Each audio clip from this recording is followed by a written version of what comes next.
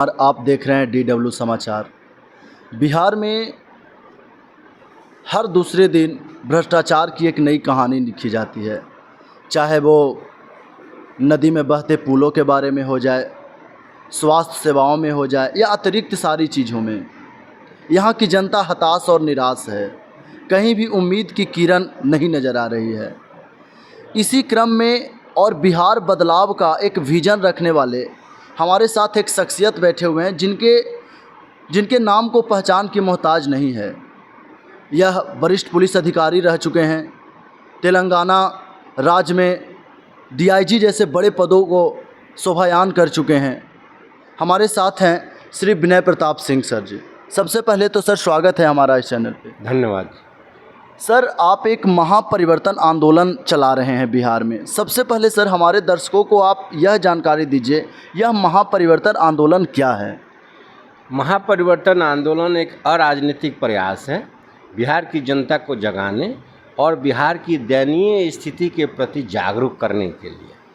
अब महापरिवर्तन आंदोलन बिहार की स्थिति से अवगत होकर यहाँ की स्थिति को, यहाँ की जनता को उस स्थिति से उबारने के लिए एक प्रयास है। बिहार भारत के 28 राज्यों में सबसे पिछड़ा प्रदेश है।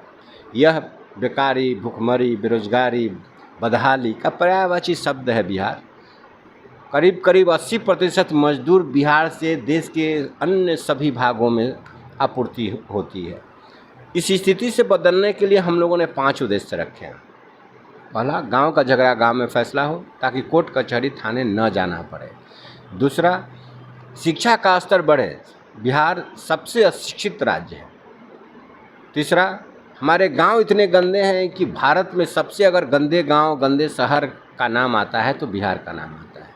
हम चाहते हैं कि स्वच्छ गांव और स्वच्छ शहर बने। चौथा, भ्रष्टाचार बिहार के कन-कन में है और भ्रष्टाचार को रोके बिना विकास नहीं हो सकता और भ्रष्टाचार को हम अकेले नहीं रोक सकते, इसको सामूहिक और सामाजिक ढंग से मिलकर ही रोक सकते हैं। और पांचवा, जाति के आधार पर नहीं, पार्टी के आधार पर नहीं, किसी नेता के नाम पर नहीं, बल्कि उम्मीदवार की अच्छाई, उसके गुण और कर्म के आधार पर हमें मतदान करना है। क्योंकि अगर आप विकास चाहते हैं तो अच्छी सरकार चाहिए।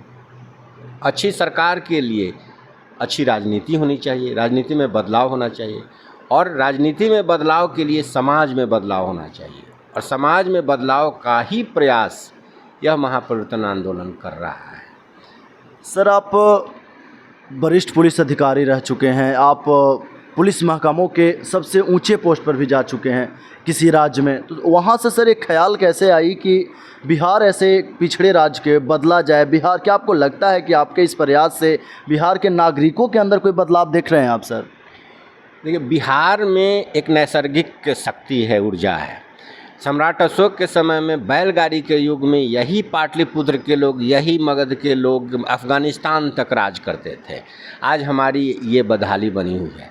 तो हम लोगों में वो ऊर्जा है, शक्ति है, लेकिन बिहार भटक गया है। रह गई बात कि हम क्यों करना चाहते हैं।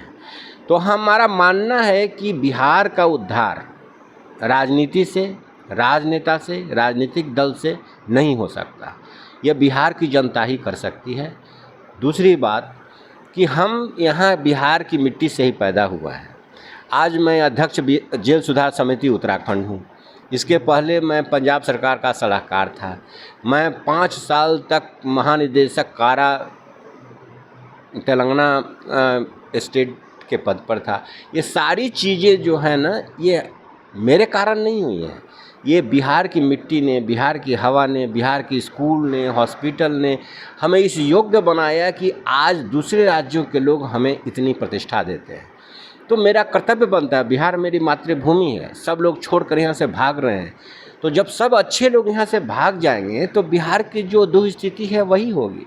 तो इसको ठीक करने के लिए, अपने मातृभूमि के प्रति कर्ज को चुकाने, बिहार के प्रति अपना कर्तव्य निभाने के लिए मैंने सोचा कि मुझे अपना समय देना चाहिए। अच्छा सर, आपका यह संगठन गैर राजनीतिक है। क्या आपको लगता है कि गैर राजनीतिक संगठन पब्लिक के बीच जाएगी तो वो सरकार पर प्रेशर ग्रुप बना सकती है? या फिर मेरे कहने का मतलब कि जब तक आपके संगठन के पास वो शक्ति नहीं आ जाती है, संवैधानिक रूप से वो विधायिका नहीं आ सकता है, तो क्या आप समाज में या फिर राज्य में बदलाव की उम्मीद कैसे कर सकते हैं सर? मैंने पहले ही कहा कि राजनीति से और राजनेता से बदलाव नहीं आ सकता, क्योंकि उनको समीकरण की राजनीति करनी पड़ती है। उसमें ये जाति वो जाति, ये धर्म वो धर्म, ये क्षेत्र वो क्षेत्र, पैसा, ये सब आता है। और किसी तरह का बदलाव बिना समाज में बदलाव के नहीं आ सकता। और समाज में बदलाव जनता के बीच में जाकर उनको समझाकर ही किया जा सकता है। तो महापरिवर्तन संगठन कोई अपने में सत्ता नहीं समाहित करना चाहता है, क्योंकि हमारे हाथ में अगर सत्ता आएगी तो हम तो स्वार्थी हो जाएंगे। जनता में जागरूकता लानी है।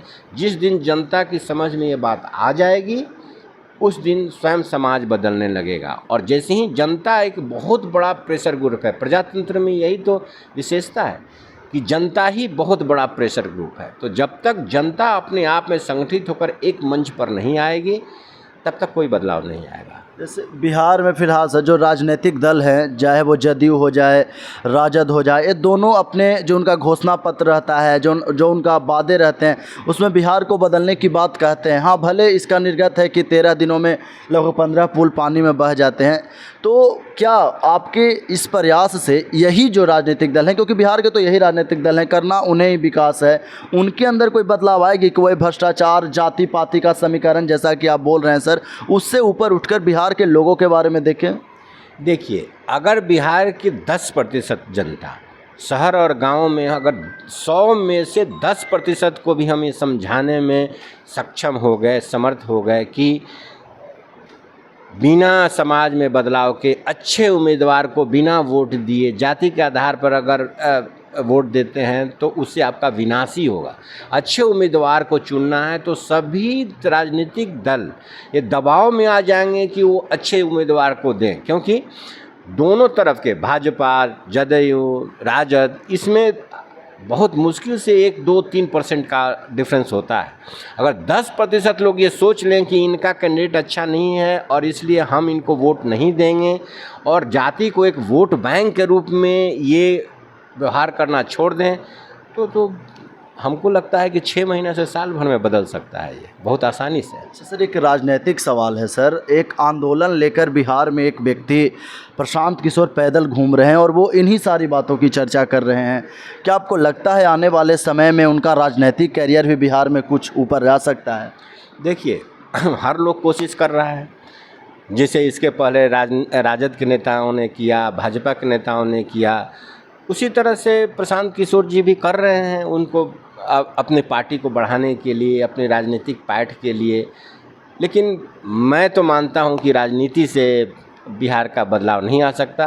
अब कौन सक्सेसफुल होगा? सक्सेसफुल तो भगवान की कृपा है, कोई भी हो सकता है। अगर आम आदमी पार्टी सक्सेसफुल हो सकती है तो बिहार में कोई भी हो सकता है। और बिहार की ऐसी दुस्थिति है कि इसमें तो जनता बहुत भरी पड़ी है, उसको कहीं भी किरण दिखाई देगी उधर वो दौड़ पड़ेगी।